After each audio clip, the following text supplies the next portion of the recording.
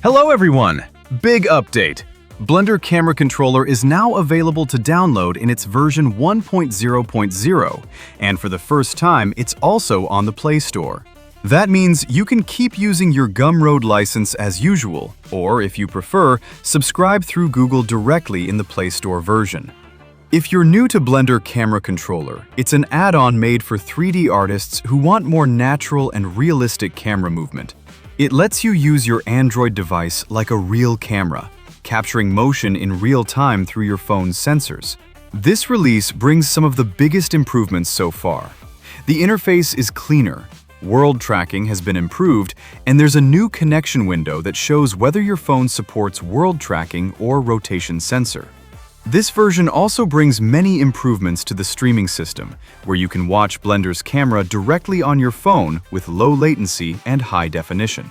The camera controller was designed and created by artists, for artists, created to give you more artistic freedom to record your scenes.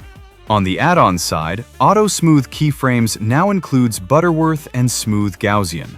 The crop window is more precise, and several important bugs have been fixed. Download links are in the description. See you in the next video.